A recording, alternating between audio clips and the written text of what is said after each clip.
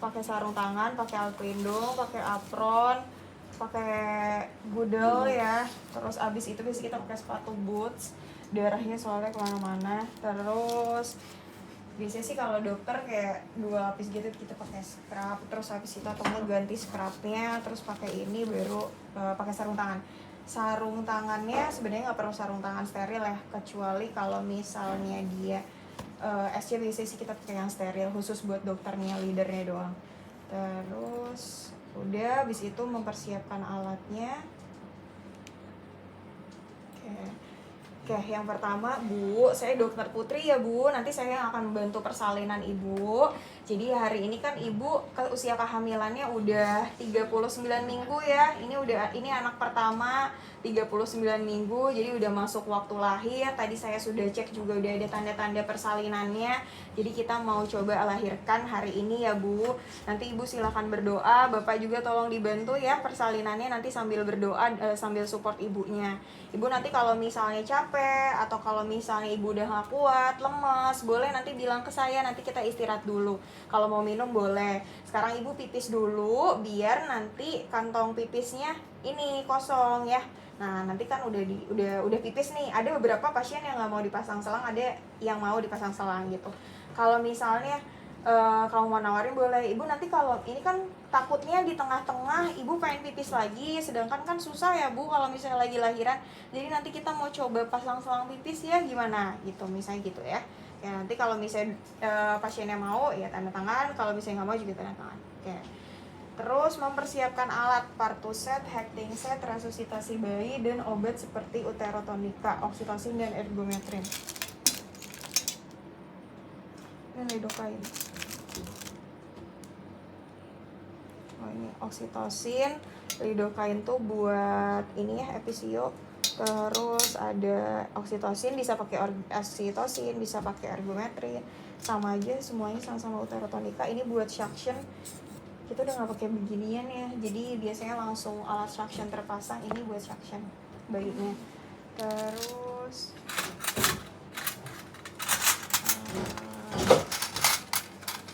ini buat apa tahu? Membunuh plasenta. Bukan. Fiksasi.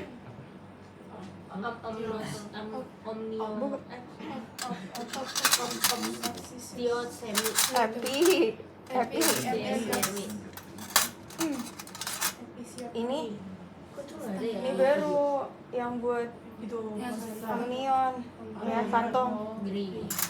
Terus abis itu ini udah tahu ya, ini buat jepit plasenta. Iya, jepit plasenta. Ini buat dengerin DJJ ada. Oke, itu aja sih yang penting.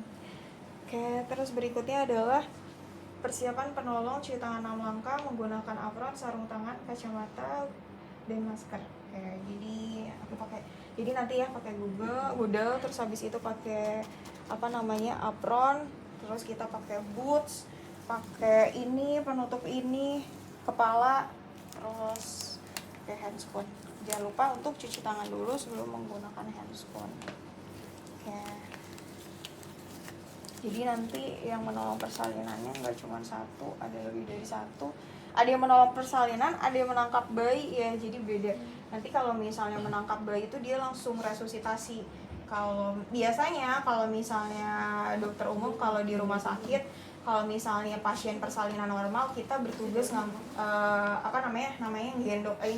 nangkep bayi. Jadi setelah bayinya lahir kita yang nangkep, kita yang resusitasi. Jadi dokter umum fokusnya sebenarnya lebih di resusitasi karena biasanya di vaskes itu udah ada bidan.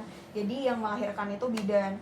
Kalau pasien SC itu kita juga resusitasi gitu ya. Jadi kebanyakan dokter umum itu tugasnya adalah resusitasi bayi yang tidak segampang itu realitanya. Udah belajar kan? Udah belajar belum? Resusitasi bayi? Belum belajar. Masa sih bukannya udah Apgar yang kayak gitu? Oh belum ya? Oke, udah.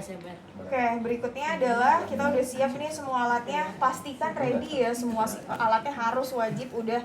Jadi jangan pas dia di tengah-tengah persalinan ada yang lupa belum gitu. Berikutnya adalah memantau his datang 4-5 kali dalam 10 menit, lama hisnya 40-50 detik. Kayak jadi nanti ibu, kalau misalnya ibunya kan nggak tahu nih his tuh kayak gimana, jadi kamu bilang, Bu nanti kalau misalnya ngerasa mules banget nih perutnya, bilang ya Bu, nanti kita coba ngeden. Nah ibu cara ngeden ya, tangannya masuk sampai ke lutut ya, jadi ke lipatan lutut gitu, terus meluk gitu. Nah nanti ngedennya posisi mata ibu itu ngelihat ke arah perut ya, jadi harus sampai nunduk gitu ngelihat ke arah perut. Kenapa? Biar nanti ngedennya kuat, dedenya bisa keluar gitu ya. Oke, terus habis itu memeriksa anus dan perineum. Anus membuka, perineum caranya adalah memeriksa anus dan perineum.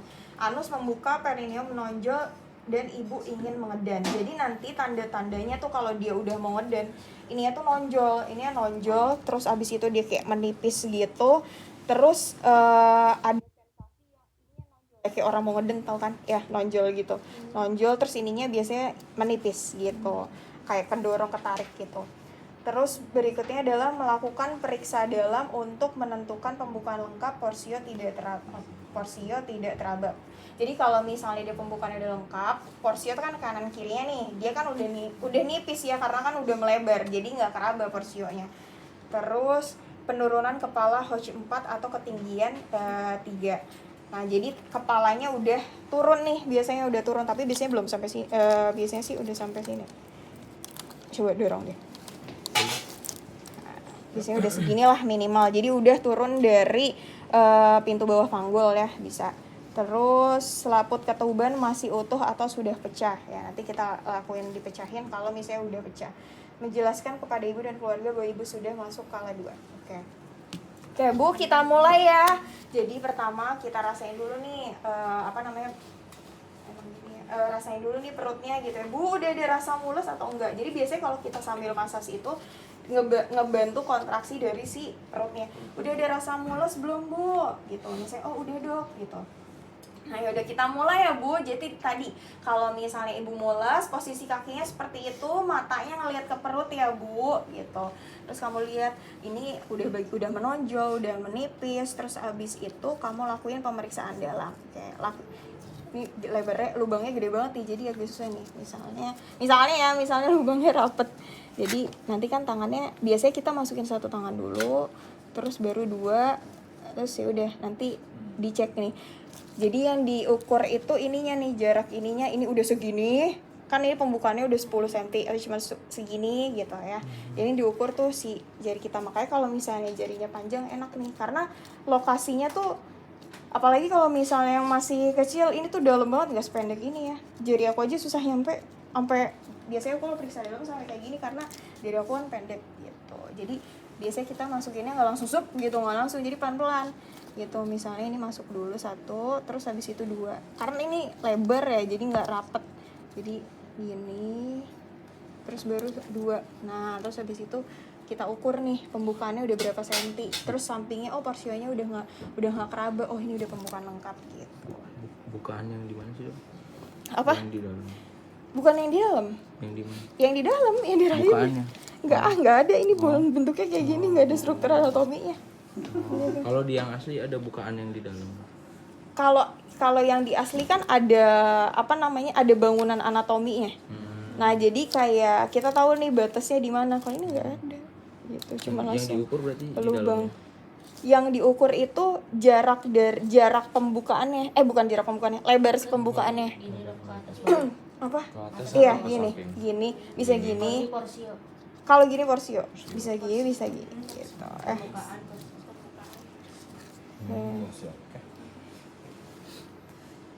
Terus habis itu Apa ini yang ngebuka? denominator. Oke, nanti kan kepalanya udah turun nih di Hoch 4. Nah nanti kalian harus tahu tuh Hoch 4 setinggi apa, Hoch 1, Hoch 2, Hoch 3, Hoch 4, atau ketinggian 3 penunjuk atau denominator UK kiri atau kanan atasnya. Ini tuh jadi biasanya kan jadi nanti kamu ngerasain nih ubun-ubunnya itu, nanti penunjuknya yang di bagian atas nih, bagian sini itu bagian apa? Nah itu namanya denominator. Jadi misalnya nih bayi. Nah terus di sini nih, ini kan ubun-ubun. Nah ini berarti kalau di atas berarti dia denominatornya penunjuknya. Kalau misalnya ada bayinya yang nenggak yang gini, terus yang di atasnya tuh dahi, ya berarti denominatornya dahi gitu. Itu biasanya nanti akan dipikirkan sebagai penyulit persalinan kayak gitu. Oke, terus berikutnya adalah selaput ketuban masih utuh atau sudah pecah. Nah ini jadi selanjutnya adalah pakai ini ya. Gitu. Jadi ininya tuh di antara dua jari gitu. Terus makan kayak gini kan nih. Jadi nanti tinggal digini dong, cek gitu dikit. Oh, dipecahin. Iya, dipecahin. Tapi dipecahinnya nggak sampai yang ini banget ya. Terus ininya harus ada di antara si dua jari kamu gini, di antara dua jari kamu gini. Terus abis itu ya udah, dia biasanya nanti agak ditek gitu ya, agak cek gitu ya. Nanti ya udah pecah gitu, akhirnya keluar, kamu cek kuning, hijau, bening, jernih gitu ya di darahnya atau gimana. Soalnya itu nanti berkaitan dengan penilaian Apgar. Jadi nanti harus lihat cairan amnionnya penilaiannya warna apa gitu. Bayinya bisa aspirasi atau enggak gitu. Terus menjelaskan kepada ibu dan keluarga bahwa ibu sudah masuk kala 2. Ibu, ini kita udah dede bayinya udah turun nih. Jadi nanti dibantu ibu buat ngeden ya. Itu menjelaskan kepada. Terus setiap ada his, pimpin ibu mengedan pada waktu his dan minta ibu untuk menarik lipat tadi ya yang tadi aku jelaskan gambarannya. Istirahatkan ibu apabila his menghilang, letakkan kembali tungkai ibu di atas ranjang dan dengar denyut jantung bayi pada waktu tersebut tiap 5 menit. Oke, pimpin berulang-ulang hingga kepala bayi maju ke arah vulva. Bila tindakan episiotomi diperlukan, lakukan episiotomi. Bila tindakan tidak diperlukan, lanjut ke langkah 11. Oke, kamu bantu dorong ya bayinya ya. Oke. Jadi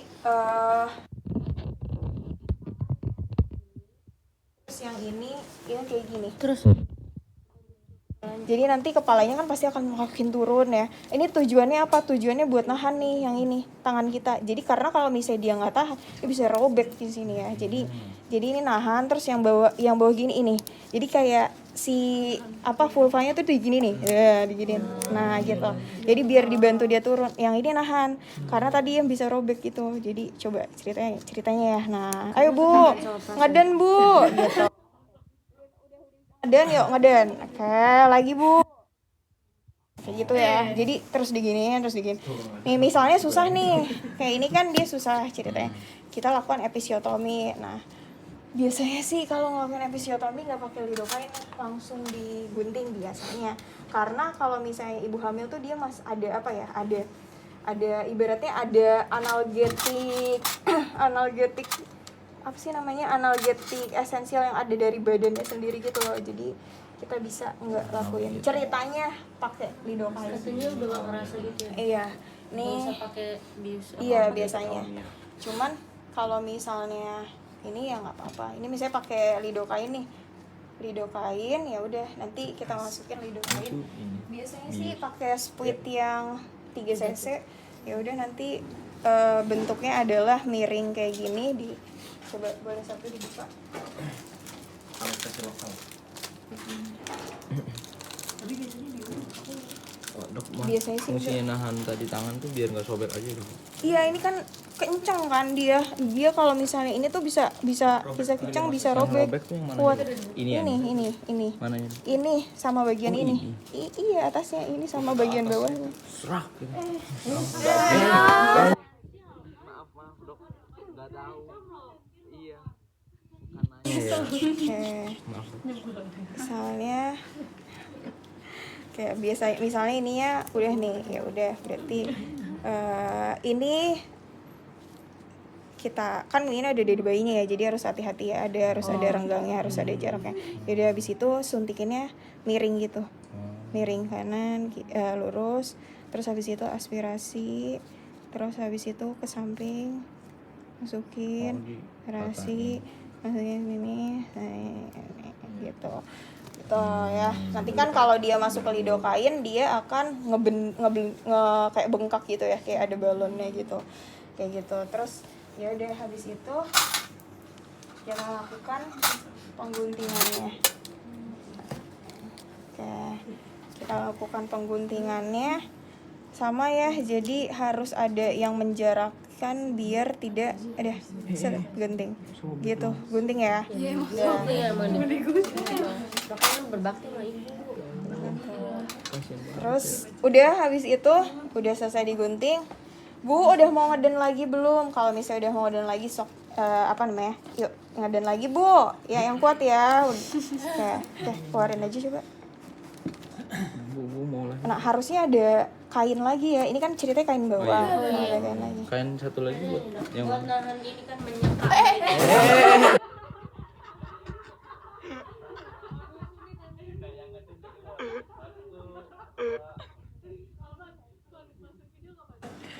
Oh, coba yang tadi katanya pakai gel. Sebelah mana katanya dipakein gel? Kata Mas Yasin. Biar gampang. Kepalanya. buat tadi kainnya buat kata pengen Oh, supaya seluruh bayi. bisa keluar. ini kainnya buat apa? Coba, sini. Bayinya. Kainnya buat apa? Tadi minyak apa? Enggak, nanti dijelasin. Di ini dulu deh. Palanya ya? Iya, Enggak semuanya, seluruh tubuh. Ya Allah, serem banget. Bay. Seluruh tubuhnya. apa yang selalu Di video juga licin banget kok. Di video juga licin banget Jadi bayi. ada suara apa coy? kan nanti kan bakal terselubungnya itu kan. Plasenta. Iya. Amnion. Bukan. Ini tuh kondusif banget. Iya, kondisinya berarti ya, bukan guanya. Kalau nggak kondusif salah Alfa sama Topik. Ada suara gebrek gitu. Cepet banget. Belum kayak gitu. Posisinya miring apa? Posisinya miring. Miring. Kupingnya di atas. Oh ya. Oh, nanti berputar gitu, Dok. Ada gerak apa berputar bayinya. Oke, coba up. Baca checklistnya. Nah, Belum ini kan tuh Farhab nonton video enggak? Lah, Baca ada checklistnya. bahu Habis bahu itu? gitu. Kalau ini kepala. Nanti diseka dulu wajahnya. Yang coba nomor Jadi yang 11 pada kelihatan his berikutnya minta pasien untuk mengait lipat lutut ya udah dengan satu tangan menahan belakang kepala untuk yang tadi ya, maksudnya letakkan telapak tangan lain pada perineum yang tadi gini ya maksudnya.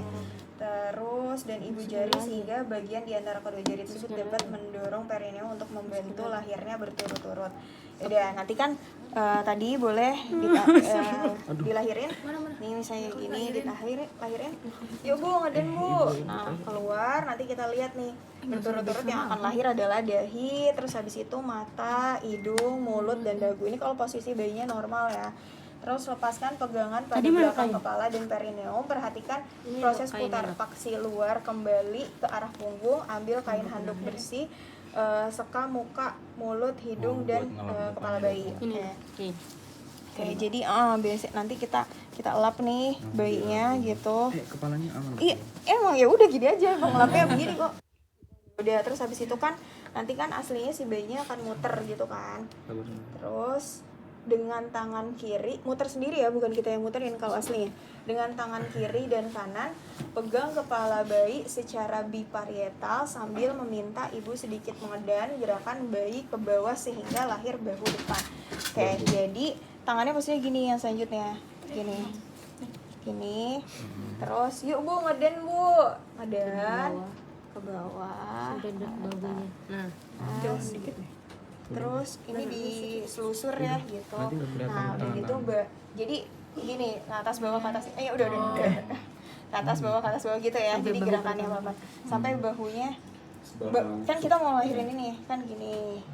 Gitu. Terus lahirin bawahnya kan gini, kayak gini.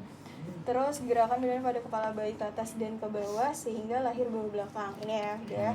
Terus setelah kedua bahu lahir, geser tangan bawah ke arah perineum ibu untuk menyanggah kepala, lengan dan siku sebelah bawah. Gunakan tangan atas untuk menelusuri dan memegang lengan dan siku. sebelah atas kembalikan bayi. Nah, oke, intinya adalah jadi pas kita udah gini, lahir bahu atas, lahir bahu bawah, ntar kan ditelusuri. Boleh minta dorong? Oke, gini, bayinya nanti langsung gini, gitu, ya. Terus langsung ke sini, karena kan harus ada refleks taktil ke si ibunya kan. Udah habis itu langsung kita bersihin, terus habis itu di suction dulu ya, jadi jangan ulang dulu, di suction. Ya, terus sedot pokoknya sampai sebanyak mungkin gitu. Tapi yang kalau misalnya yang terbaru kan dia ada alat suctionnya ya, jadi yang panjang gitu terus masukin sampai dalam terus di suction gitu. Kalau ini udah nggak pernah pakai beginian gitu. Nah, gitu ya, udah selesai di suction kan harusnya kan kita nanti ada yang bantu buat ngeringin dan lain sebagainya bayinya. Boleh baca berikutnya apa? Ini Rem tali pusat 5 cm ya? 5 cm dari umbilikus bayi. Jadi ini kan keras nih, aslinya tuh licin banget selicin-licinnya. Jadi licin banget. Terus dia tuh jadi biar pas kita gunting dia nggak pecah, jadi kayak kita urut gitu loh. Nah, terus misalnya, klem tali pusat pada jarak sekitar 5 cm. Kita klem.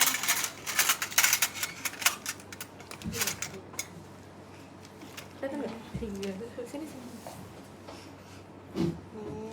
Nih. Oh ditahan ya dok? Ini kayaknya tebel banget ya, tapi aslinya dia nggak setebel ini ya. Ini tebel banget, nggak bisa nempel. Tekan lagi dong. Oh iya. Ceritanya deh, takutnya ini nggak ya? Putus nggak ya? Udah ceritanya gini deh.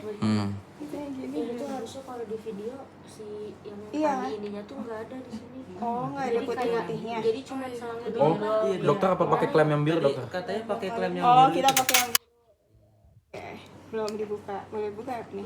Boleh. Digunting nggak? Farhab tolong bukan. Mending hap jangan klem. Nggak ada ya? Coba kita buka ini nih.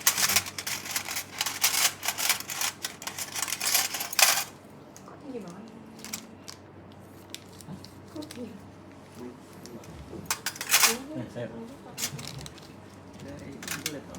Oh. Kayaknya ini juga susah deh. Lepaskan kameranya. Yoi. Ya, jadi kayak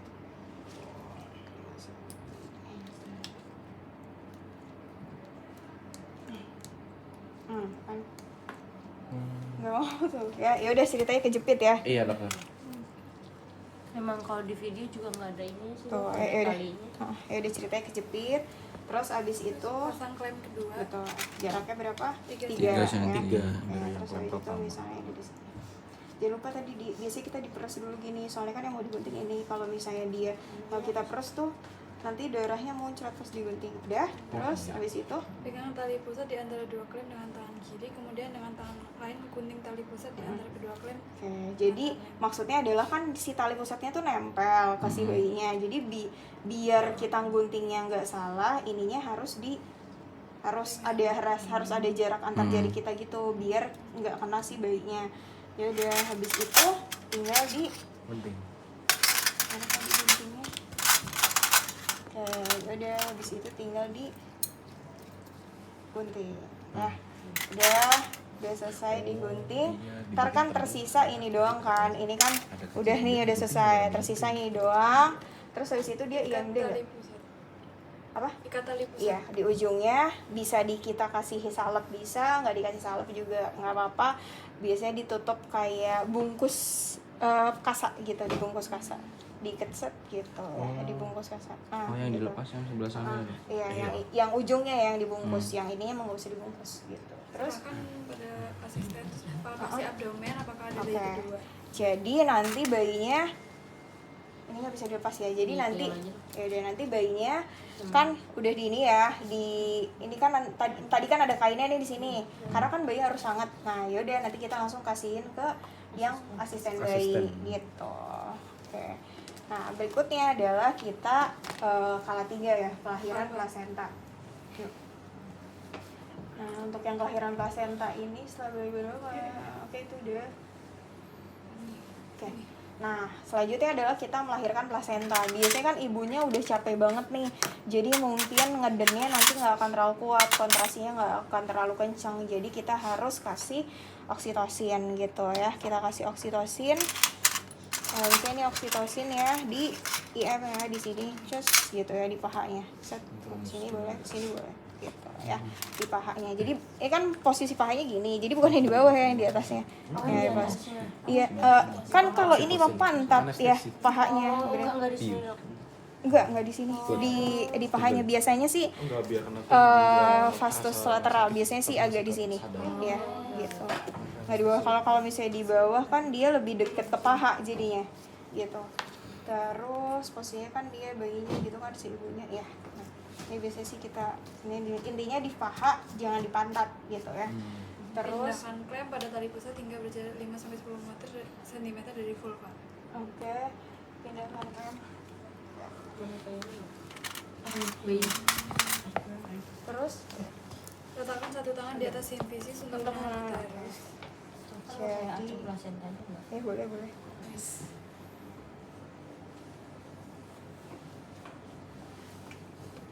Udah sih, udah bisa. Oh, udah. Oke, terus berikutnya. Tangan lain memegang klem tali pusat untuk menegangkan dan membuat tegangan terkendali pada tali pusat. Setelah uterus berkontraksi kuat, tegangkan tali pusat dan dorong uterus ke dorsal kranial.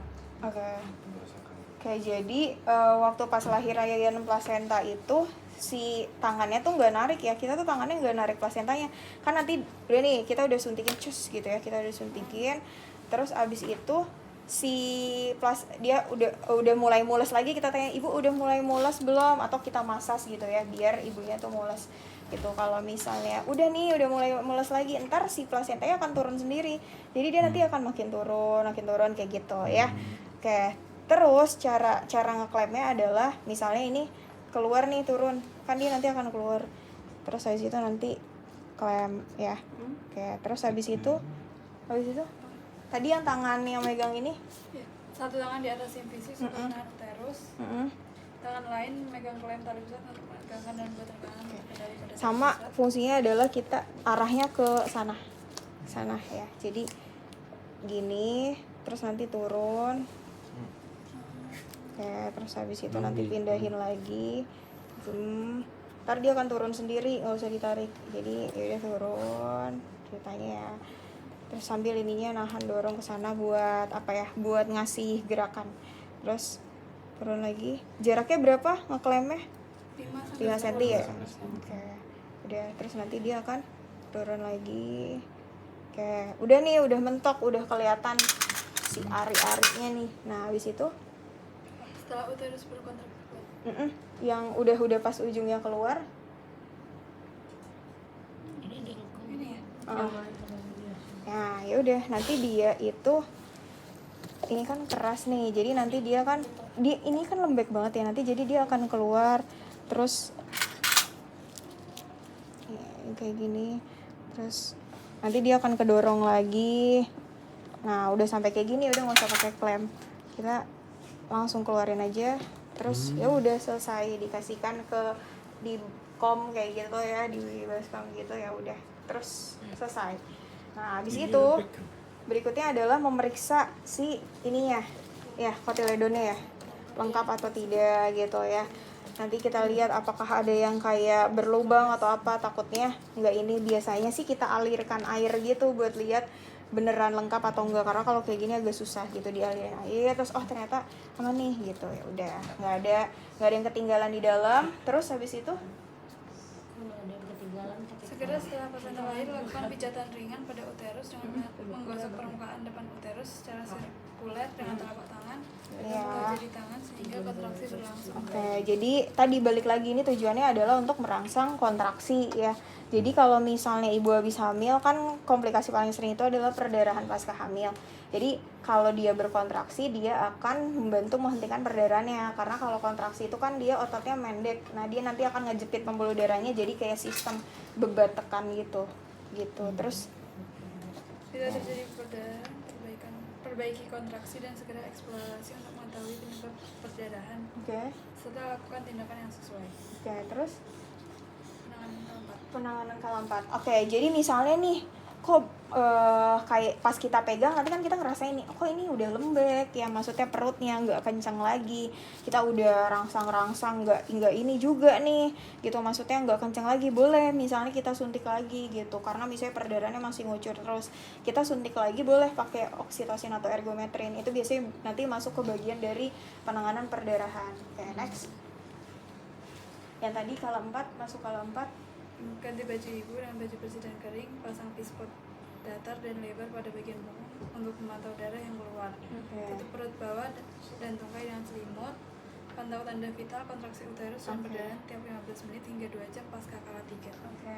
Beri obat-obatan yang diperlukan dan minum secukupnya. Bila setelah 2 jam kondisi itu stabil. Jadi nanti pas ibu udah stabil, kita ganti pakaian ibu karena kan darah semua ya, biar dia nggak kedinginan, nggak hipotermi, gantiin pakaiannya, terus habis itu pasang pispot di sini untuk di sini nih nanti pasang pispot untuk memantau dia masih ada ngucur atau enggak gitu. Tahu ya pispot kayak gimana untuk memantau dia masih ada perdarahan yang keluar atau enggak. Nah, selama pemantauan kala 4 itu kebanyakan kita adalah evaluasi per 15 menit ya. Jadi nanti kita evaluasi kala 4 tuh berapa lama? 2 jam ya. Jadi ya itu kita mantau terus tensinya si ibu gitu, kontraksi dan lain sebagainya ya. Kondisinya, klinisnya gitu, perdarahannya gitu. Oh ya, lupa. Coba diselesain dulu ini ya. Bila setelah 2 jam kondisi ibu stabil, oh ya, kondisi waktu pas ibu kayak gini kita apa-apain itu, dia boleh sambil IMD ya, boleh sambil misalnya bayinya udah selesai nih, udah dirapihin tadi, udah dibajuin dan lain sebagainya, terus mau di IMD-in pas si ibunya ini boleh ya. Jadi kan kalau misalnya bayinya aman atau bayi persalinan normal itu kan memang harus segera di IMD-kan. Jadi boleh sambil ibunya di IMD-in. Inisiasi menyusui dini. Ya gitu. Jadi gitu ya. Enggak dok. Enggak. Udah nyampe. Siap dok. Kayak gitu ya. Terus melakukan pertolongan persalinan kali 3 dan 4 kayak gitu udah. Ibu, ini bayinya alhamdulillah udah lahir, tapi nanti kita masih harus mantau kondisi ibu ya.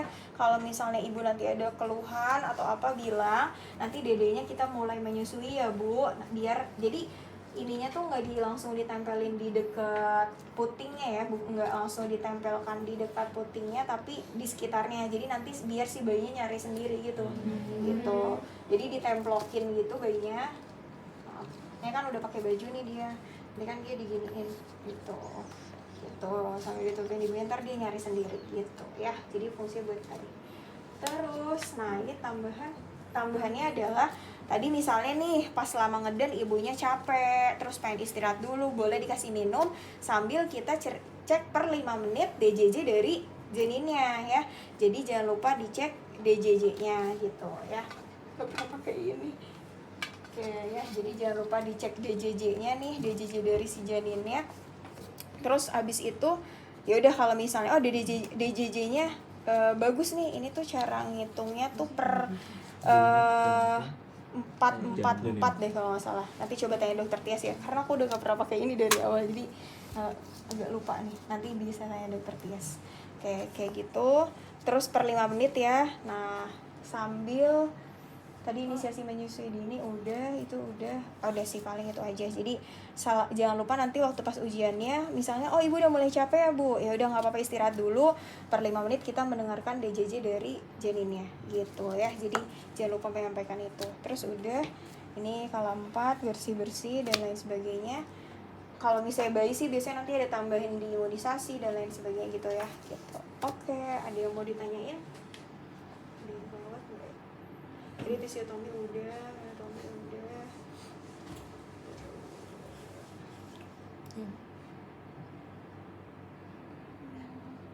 Udah. Oke, ada lagi yang mau ditanyain, nanti minta ditunjukin lagi sama dokter Tias ya, biar videonya bisa lebih lengkap lagi gitu. Ada lagi yang mau ditanyain? Habis itu ya udah kita tinggal beres-beres. Kalau bayi oh iya, astaga. Jadi waktu pas kita lahir kan kita dokter nih yang bantu persalinannya, ini yang lupa. Jangan lupa langsung nilai apgar bayinya ya. Jadi waktu pas bayinya lahir nih kita langsung nilai apgarnya ya. Nanti kalian baca apgarnya tuh scoringnya kayak gimana. Itu wajib ya karena itu yang dinilai sama dokter. Kalau bidan kan nggak bisa nilai apgar. Jadi kamu harus nilai apgarnya gitu. Jadi ketika bayi lahir dokter langsung memeriksa apgar dari si bayinya gitu. Apgar score, coba cari apgar score itu apa? Itu dari singkatan si yang harus dinilai pada bayi. Kita cari apgar score. Ayo. Oh belum, bukan nih kalian udah pernah? Oh belum modul ini ya anak ya? Belum.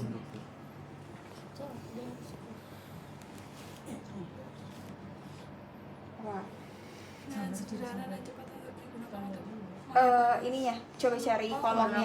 appearance. Nah itu dia singkatannya dari singkatan yang dinilai appearance-nya, terus pose. Nah gitu ya, nanti kalian lihat tuh tabelnya. Oke, jadi itu harus dinilai ya pada bayi dia kali. Ya. Oke. Dilanjutkan oleh Dokter Tias. Oh iya, Dokter. Makasih banyak. Iya, sama-sama. Itemnya sih udah nih, gulanya Udahnya udah closingan. Tahu nggak closingan? Closingan tuh. peraga Kan kamu udah nggak pakai ini ya dok? Ini ya makanya Oh, dia masih pakai iya. masih pakai lainnya kan? Iya.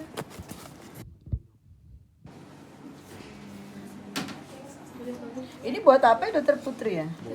Ini kan, emang kalian Ambil udah melahirkan anak ya? Iya, ini buat suctionnya dok. Masih pakai suction beginian.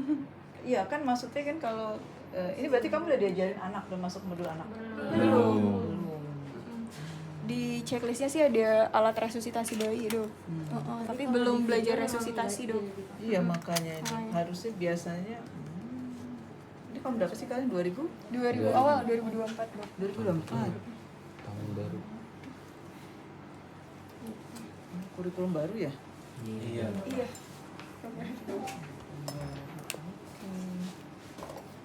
Mari ya dok. Yuk, mari. Oke. Makasih banyak.